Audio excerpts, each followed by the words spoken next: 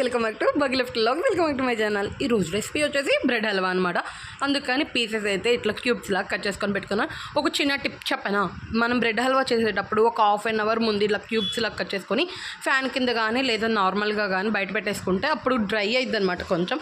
అలాంటప్పుడు మనకు కొంచెం నూనె అనేది తక్కువ పీల్చుతుంది అనమాట, మరి ఓవర్గా నూనె అనేది పీల్చుకోదు. ఇప్పుడైతే బ్రెడ్ని కొంచెం ఆయిల్ పెట్టేసుకొని డీప్ ఫ్రై చేసేసుకోవాలి. ప్యాన్ ఫ్రై అయినా చేసుకోవచ్చు, కానీ ఇట్లా డీప్ ఫ్రై చేస్తేనే మనకు పర్ఫెక్ట్గా ఫంక్షన్ స్టైల్ బ్రెడ్ హల్వా అయితే వస్తుందన్నమాట. ఇట్లా రెండు వేసుకొని అన్నా చేసేసుకోవచ్చు.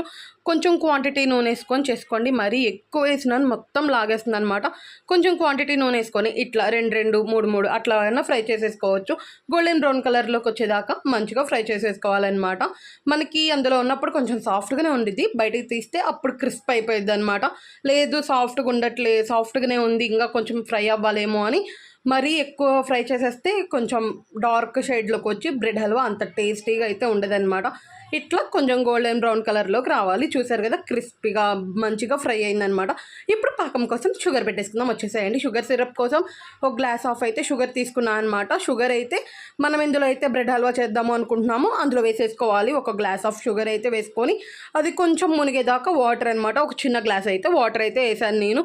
వేసుకొని సిమ్లో పెట్టుకొని మంచిగా షుగర్ని అయితే కరగనియాలన్నమాట. కరిగాక లైట్గా తీగ పాకం వస్తే చాలు, అంటే లైట్గా వస్తే చాలు అనమాట. స్టిక్కింగ్ వస్తే చాలు, ఎక్కువ పాకం ఏం అవసరం లేదు. ఇప్పుడు ఇందులో డ్రై ఫ్రూట్స్ ఫ్రై చేసుకోవడానికి నెయ్యి అయితే వేస్తున్నాను. మీరు డైరెక్ట్గా ఇందాక మనం బ్రెడ్ స్లైసెస్ ఫ్రై చేసుకున్నాం కదా, అదే నూనెలో అయినా వేయించుకోవచ్చు. కానీ నేనైతే ఇట్లా నెయ్యిలో వేయించుతున్నాను, ఫ్లేవర్ బాగుంటుంది అనమాట. ఇంక ఎక్స్ట్రా మనం పైన నెయ్యి అయిన అవసరం లేదు, ఇది వేస్తే సరిపోతుంది. ఇప్పుడు మంచిగా డ్రై ఫ్రూట్స్ అన్ని ఫ్రై చేసేసుకోవాలి. ఇందులో మనం కోవా కానీ ఏమి వేయమన్నమాట. కోవా బదులు మిల్క్ వాడతాము. టేస్ట్ అయితే మంచిగా ఉంటుంది, కోవా వేసినట్టే ఉంటుంది అనమాట. కోవా ఎప్పుడు మనకి రెగ్యులర్గా ఇంట్లో కొంచెం తెచ్చుకోవాలన్నా తెచ్చుకోలేము కాబట్టి కోవా ప్లేస్లో ఇలా చేసేసుకోవచ్చు. ఇప్పుడైతే నేను పాకం మొత్తం కరిగాక చూసారు కదా, ఒక చిన్న డ్రాపింగ్ స్టిక్ ఆన్ లైట్గా అయితే చాలు.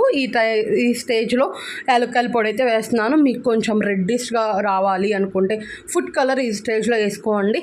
నేనైతే నో ఫుడ్ కలర్ అనమాట, అంత డైరెక్ట్గా వేస్తున్నాను. మనకు ఒరిజినల్ అయితే వస్తుందన్నమాట. లేదు కొంచెం ఫుడ్ కలర్ వేసుకుంటే మనకి ఫంక్షన్ స్టైల్ లాగా కొంచెం ఎర్రగా అట్లా కూడా వస్తుంది. మనకి కలర్ అయితే లేదు కాబట్టి కొంచెం బ్రౌన్ షేడ్ అట్లానే ఉంటుంది అనమాట. కలర్ చిన్నపిల్లలకి అంత మంచిది కాదు, చిన్నపిల్లలకి కూడా పెడతాం కాబట్టి కలర్ అయితే అవాయిడ్ చేయడానికి కొంచెం ప్రిఫర్ చేయండి.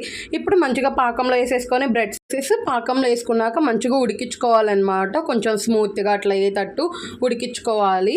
ఉడికించుకొని మనం మంచిగా ఒక 5 minutes అట్లా కనుక మూత పెట్టేసుకుంటే కొంచెం సాఫ్ట్గా మంచిగా ఉడుకుతుంది. ఈ స్టేజ్లో మనం కోవా బదులు మిల్క్ అనమాట, మిల్క్ వేసి ఎంపట్లోనే కదలపకుండా ఒక 5 minutes అంతే వదిలేసేయండి. అప్పుడు ఏమవుతుందంటే కొంచెం ఇరిగినట్టు అట్లా అయితే అవుతుందన్నమాట.